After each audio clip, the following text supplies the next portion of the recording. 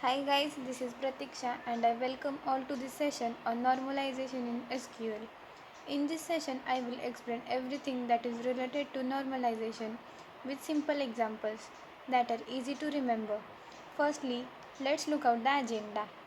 So we are gonna start with the understanding normalization and moving further with the various types of normalization.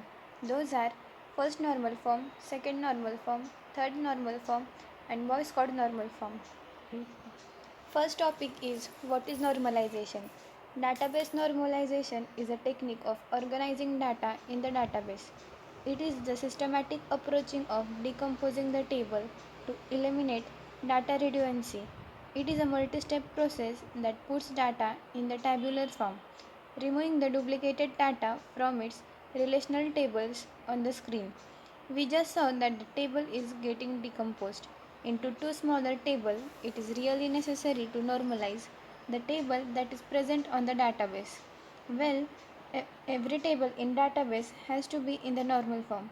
So normalization is used mainly for two purposes, so that the first is used to eliminate repeated data. Having repeated data in the system not only make the process flow but will cause trouble during the later part of transactions. And second one is to ensure the data dependencies make some logical sense. Yes, the data is stored in the database with certain logic. Huge data sets without any certain logic purposes and completely waste it, having an abundant resource without any application. The data that we have should make some logical sense. Normalization came into existence because of the problems that occurred on data. Now let's look at the problems that occurred in these are known as data anomalies. If a table is not properly normalized and has data redundancy, then it will not eat up the extra memory space but also make it difficult to handle and update the database. Let's look at the first anomaly, that is insertion anomaly. Suppose for a new position in a company, Mr. Ratchet is selected but the department has not been allotted for him. In that case, if we want to update his information to the database, we need to set the department information as null. Similarly, if we have to insert data of 1000 employees who are in the similar situation, then the department information will be repeated for all those 1000 employees. In this scenario is a classical example of insertion anomalies. The next one is to update anomaly. What if Mr. Ratchet leaves the company or is no longer the head of the marketing department? In this case, all of the employees' record will have to be updated. If by mistake we will miss any record, it will not lead to data miss, and record it will be lead to the data inconsistency. In this, nothing but updation anomaly, and the final one is to deletion anomaly. In our employee table, different pieces of information are kept together, that is the employee information and department information. Hence, the end of the financial year, if employee records are deleted, we will also lose the department information. This is nothing but deletion anomaly. So these were some of the problems that occurred while managing the data. To eliminate all these anomalies, normalization can into existence. There are many normal forms which are still under development, but let's focus on the very basic and essential one only. So we will be taking about first normal form, second normal form, third normal form, and finally the session with Boyce code normal form. So without any wasting of the time, let's proceed our first normal form. In the first normal form, we will be taking the problem at atomicity.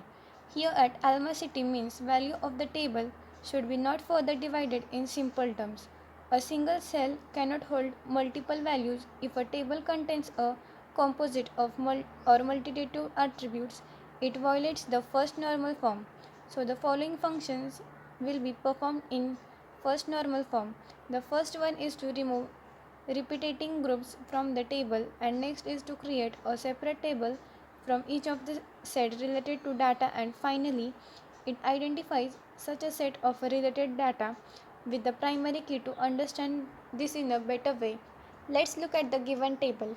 In the employee table, we have employee ID, name, phone number, and salary as columns has two values, thus the violate the first normal form.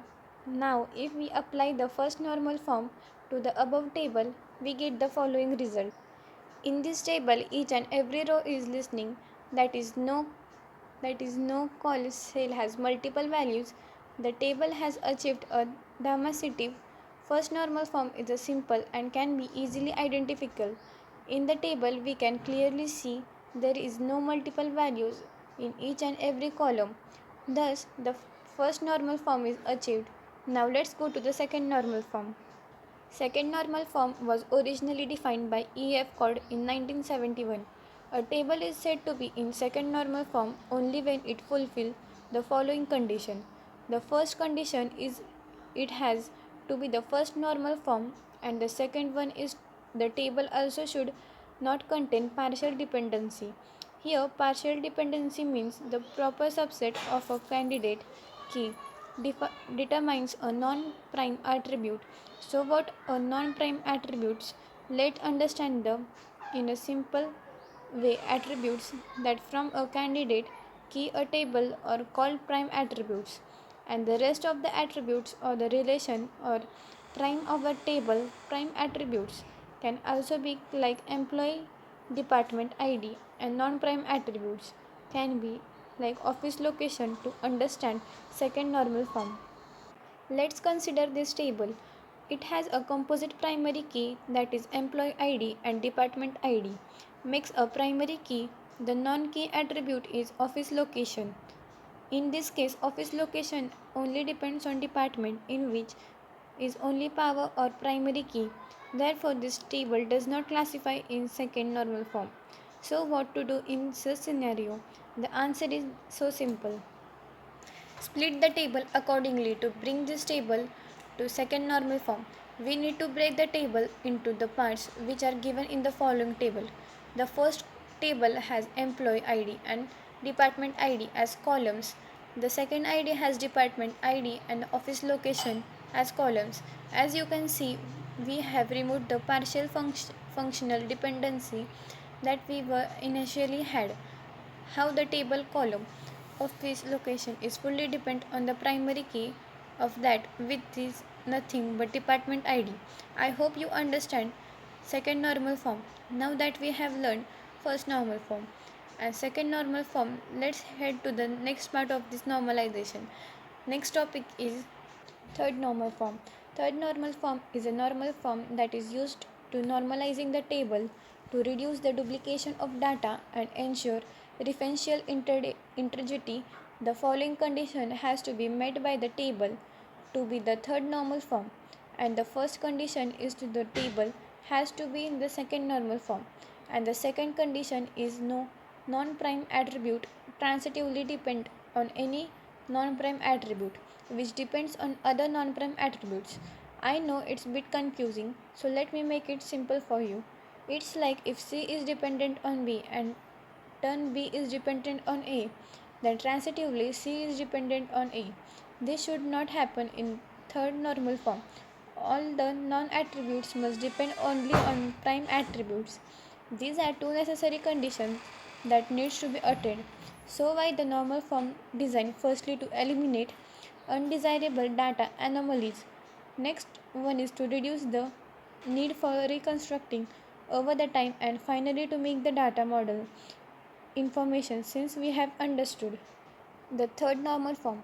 Let's look at the example table. In the above table, student ID determines subject ID determines subject. Therefore, student ID determines subject. Why are subject ID? This implies that we have transitive functional dependency, and this table does not satisfy the third normal form. Now, in order to achieve the normal form, we need to divide the table as shown. Firstly, let's divide the table and store student ID, student name, subject ID, and address in it all. The columns are referring to the primary key, which is student ID. Let the second table have the subject ID and subject column. So subject is dependent only on the subject ID and not on the student ID. As you can see from the above table, all the non-key attributes are now fully functionally dependent on the primary key. In the first table column, such as student name, subject ID and address are only the dependent on student ID. In the second table, subject is the only dependent subject ID. With this being understood, now we can proceed further to the next normal form, that is Boyce Codd normal form. So in this example we can see that this table has been split into two tables. Boyce Codd normal form is also known as 3.5 normal form. It is the higher version of the third normal form and has developed by Raymond F. Boyce and Edgar F. to address the certain types of anomalies which were not dealt with third normal form. Before proceeding to Boyce Codd normal form, the table has to be satisfied third normal form. In Boyce Codd normal form, if every functional dependency that is A implies of B, then A has to be the superkey of that particular table. So what is a superkey? A superkey particular table has to be group of a single or multiple keys which identifies rows in a table. Let's look at the table to clearly understand Boyce Codd normal form. In the given table, one student can enroll for multiple subjects.